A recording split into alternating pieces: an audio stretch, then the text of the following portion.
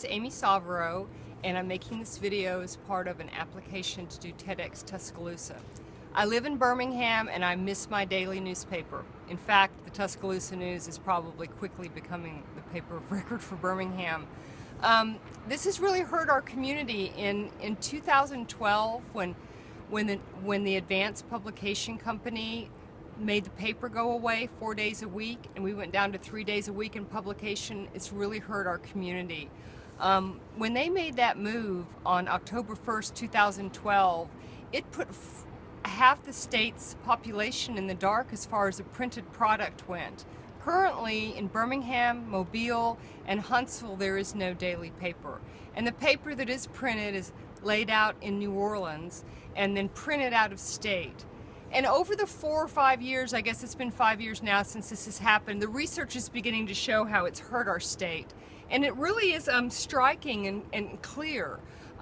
The idea was we were going to migrate, and I did work at the Birmingham News. I was their research manager. I worked for Alabama Media Group, and I worked for Fox 6. The idea was they were going to take the publication cycle down, and everybody would go online to get their information. Well, Scarborough research tells us now that only 10% of Birmingham adults and only 5% of Birmingham Mobile adults visit AL.com in a 24-hour period. That migration clearly hasn't happened. And at the same time, it's really decimated our press force here in Birmingham. The Bureau of Labor and Statistics data shows that since 2014 in Alabama, we've lost editors at 15 times the national average, photographers at 8 times the national average, and PR specialists at 4 times the national average. And what this means is our information narrative in Alabama is broken. There are over 500,000 stories that were never even published. There's no putting it back. Hundreds of people have lost their jobs, but it's impacting our state. Our voter turnout for the election in 2014 was 41%, the lowest in 28 years. Clearly, and Scarborough research shows that people who say they always vote in local elections is going down.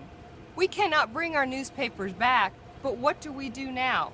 For example, Saturday newspaper is gone, and high school sports used to be the crown jewel of the Saturday newspapers.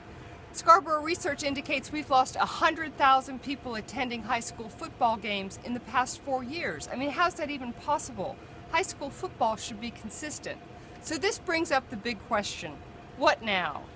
When my husband died, I had to put it on Facebook. There were no obituaries. How do we find out about our community? How do we stay connected in an era where the older media is going through a transition, but no one is migrating to digital? We've marginalized our elderly. Only 5% of them visit AL.com in a week. We've marginalized our lower income people. Only 10% or less than 10% of them visit AL.com in a week. What do we do now? How do we get our information back? I really think that as we move forward as a social media society, as a technology society, we got to figure out how we're going to replace that hub of professional journalism that used to ride on an advertising stream that's just not there anymore. I really think it's a valuable subject to bring up at this time, and I'm hoping that it fits into the framework of TEDx Tuscaloosa. Thanks for watching the video.